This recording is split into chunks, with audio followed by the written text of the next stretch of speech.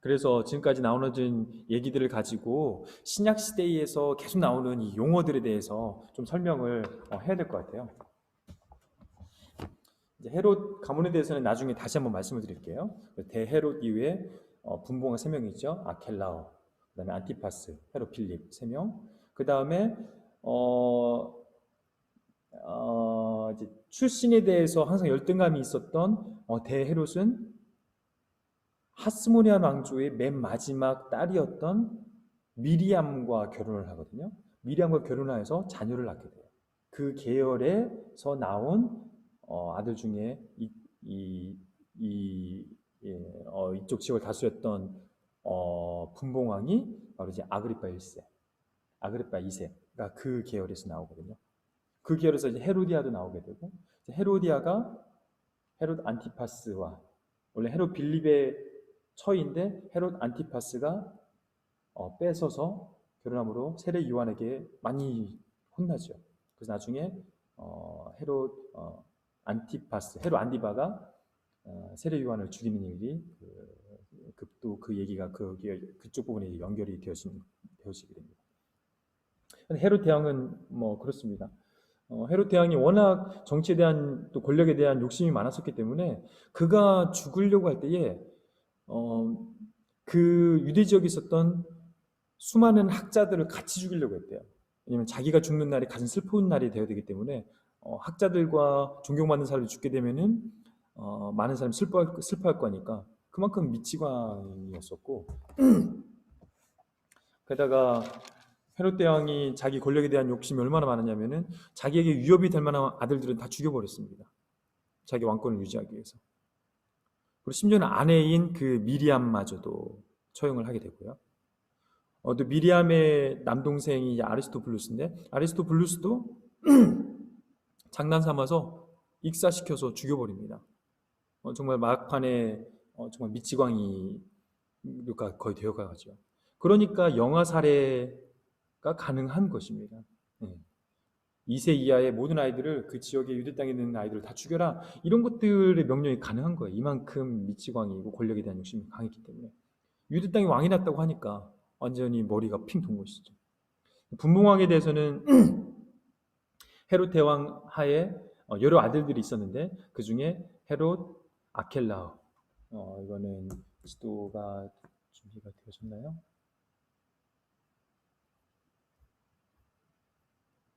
헤롯 가계도가 이렇게 나오네요. 아까 말씀드린 것처럼 안티파스 1세는 저 왔다 갔다 죄송한데 안티파스 1세는 하스모니안 왕조의 처음에 복속되었던 에돔 땅에서 왔던 안티파터 정치적 감각을 가지고 로마와 친하게 지내며 폼페이우스에게 길을 열어주었던 안티파스 2세는 대헤롯이라고 불려지고 그 밑에 이렇게 자녀들이 있었는데 아리스토블루스는 하스모니안 왕조를 통해서 얻은 자녀이고요.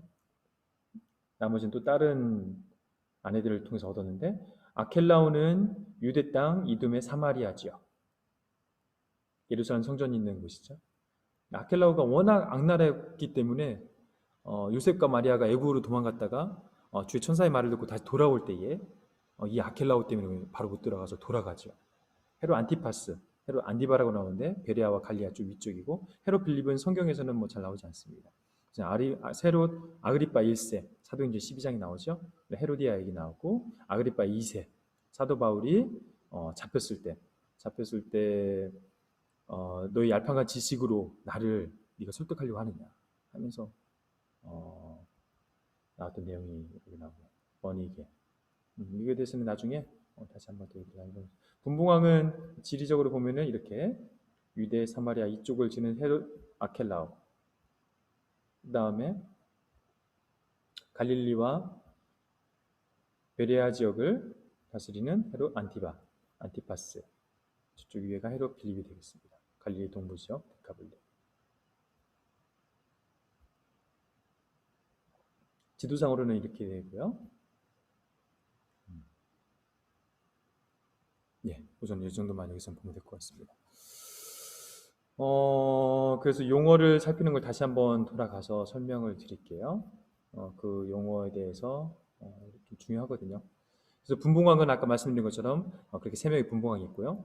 총독은 헤롯 아켈라오가 아까 말씀드린 거 되게 악랄하다고 그랬잖아요. 너무 악랄하다 보니까 유대 사람들, 유대인들이 들고 일어선 겁니다. 자꾸 이 지역이 불안해지고 하다 보니까 로마 정부에서 봤을 때에 이곳에 좀 안정을 도모할 필요가 있어서 총독을 직접 파견하게 됩니다. 총독을 파견하여서 헤롯 아켈라오가 다니던 이 유대 지역, 사마리아 지역을 로마가 직접 통치를 하게 되는 것이죠. 그러면서 총독이 파괴되고 총독의 이름에 대해서는 뒤에 갈수록 계속 본디오 빌라도도 이제 총독이고 사도행전에 보면은 벨릭스 베스도 다 총독입니다. 산헤드린 공의회는 유대 최고 종교 자치 의결기관이죠. 여기는 신성모독이나 처녀 순결법 이런 걸 어겼을 때는 돌로서 처단할 수 있는 그렇지만 십자가상에서 죽이는 것은 오직 로마법이나 반란죄에 의한 정치범들만 그렇게 죽일 수 있기 때문에 산헤드린 공의회가 빌라도에게 예수님을 자꾸 데려가서 십자가상에 죽으셨다는 건 사실 정치범으로 죽으셨다는 얘기입니다. 종교법으로 죽은 것이 아니라 대제사장들이라고 해야 맞죠.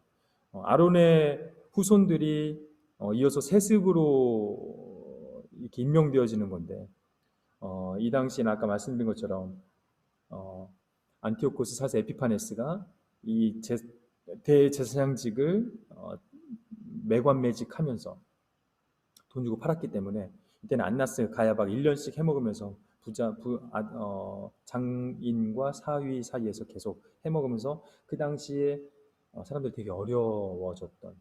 그 다음에 서기관, 바리새인, 사두개, 열신당.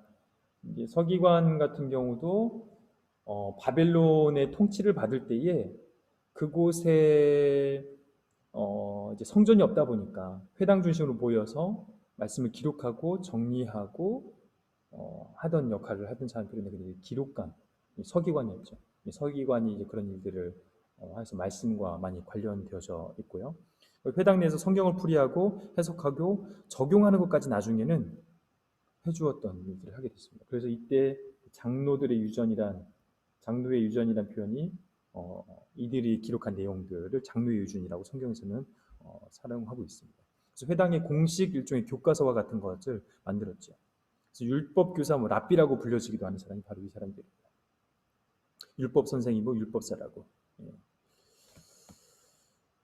이들에 의해서 미시나나 탈무드 이런 것들이 기록이 되어져서 사실은 하나님의 말씀보다 이런 율법보다 더 장로들의 유전들이 더 높은 수준에 있는 상위법처럼 여겨져 버렸죠. 바리새파는 이제 페리시, 이제 분리시키다, 분리된 자라는 뜻인데 장로들의 유전을 철저히 지킴으로 민중들의 지지와 존경을 받았던 사람들이에요. 그래서 이들은 민중들의 지지를 먹고 사는 사람들이었어요. 예수님 온 다음부터 이들이 자꾸 혼나고 민중들이 떠나가게 되니까 예수님을 죽이고자 하는 마음이 이들에게 있었던 것이죠. 너무 이게 사람들의 관심과 존경에만 목매이다 보면은 정말 하나님의 뜻을 볼 수가 없습니다. 하나님보다는 사람들의 이목에 기쁘게 하려고 하고 사람들의 그 관심과 시선에 춤추기 시작하면은 하나님을 온전히 볼 수가 없게 되는 것이죠. 사도계파는 솔로몬 시대에 사독이라는 제사장이 있었죠. 사독 계열의 제사장 귀족 집단입니다. 마카비 이후에 한 분파로 자리 잡았다라고 아까 말씀드렸는데 사독 계열의 제사장이 정통이라고 주장을 하면서 근데 이들은 부활을 믿지 않아요. 오직 모세 오경만 믿어요. 그래서 예수님께서 바리새인과 사두개파 사이에서의 바리새인들은 부활을 믿거든요. 사두개파는 부활을 믿지 않기 때문에 이 부활 논쟁을 둘 사이에 붙여가지고 예수님께서 지혜롭게 빠져나가시는 장면도 복음서에 보면 나오게 되죠. 이들은 돈이 워낙 많다 보니까 이 땅에서 이 현세에서 이 땅에서 살아가는 삶이 되게 기뻤던 거예요. 그러다 보니까 되게 세속적인 부분도 있고 그러다 보니 부활을 믿지 않아요. 이 땅에서 현세주의, 이 땅에서 누려야 된다라는 그런 의식들이 강했던 거죠. 그러나 AD 70년 이후에부터는 이들이 어느 순간부터 나오지 않습니다. AD 70년이면은 예루살렘 성전이 헤롯 성전이 로마의 티투스 장군에 의해서 완전히 무너져 버렸던 그 시기죠. 그 시기에는 사도계파는 나오지 않고 열심당들은 항상 이렇게 칼을 차고 다닐 정도로 산적이고 강도로 표현되어지는데 무장 독립 운동단체와 같은 거예요. 암살단원이어서 항상 칼을 소지하고 다녔다고 말을 하죠. 예수님은 좌우에 있던 강도도 이 열심 당원들이 아니었을까라고 말씀을 하시는 분들도 있더라고요. 이들은 이 율법을 지키기 위해서는 자기 목숨도 내놓고 지키려는 그 열심들이 워낙 강했던 셀롯 영어에 그 질럿이란 게 있는데 질 하면 열정, 질럿 하면은 그런 열심 있는 사람을 가리키거든요. 이거를 그 당시 표현하면 셀롯이라는 표현인데 똑같은 단어인데 셀롯인 시몬이 이제 예수님의 제자 중에 있죠. 마지막에 에세네파. 에세네파는 이제 금욕주의자들 철저히 이 세상과 동떨어져서 금욕적인 삶을 살려고 했던 사람인데요. 이도 좋고 저도 다 싫다. 너무 본질에 집중하지 못하고 비본질에 집중하는 이것들이 싫어서 이 세상을 등지고 광야로 들어가서 공동생활을 했던 사람들을 에세네파라고 합니다. 세례요한도 이 에세네파 중에 하나이지 않을까라고 추측을 하고 있고요. 최근에 사해 근처에서 사해 사본이 발견되어졌는데요. 1947년에 족자 두루마리 형태로서 이 성경의 필사본이 발견이 되어진 거예요. 뭐 이것에 대해서 다 설명드리기는 어렵고, 하여튼 12개의 동굴에서 600여 개의 사본이 발견되어졌는데 에스더서 빼고는 모든 성경이 그 안에 다 발견되어졌다고 해요. 그래서 기존의 성경이 가장 오래된 사본이라고 여겨지는 건 이제 마소라 사본이라는 게 있는데 그 마소라 사본과도 사해 사본이 거의 일치가 되어져서 사해 사본 이전에 가장 최고로 오래된 것으로서 이 사해 사본이 마소라 사본보다 더 오래된 가장 오래된 사본으로서 사해 사본이 이제 인정을 받고 있습니다. 이것들을 기록한 사람들이 바로 에세네파이지 않을까라고 추측을 하고 있습니다. 그래서 이런 용어들이 신약 말씀에 보면은 계속해서 나오기 때문에 좀 장황하게 설명을 드리게 됐네요. 좀 설명이 너무 길어졌는데 죄송합니다. 그래서 이런 것들을 가지고 좀 집중해서 우리가 신약의 말씀에 이제 들어가도록 하겠습니다. 우선 여기까지 하고 마치도록 하겠습니다. 예, 감사합니다.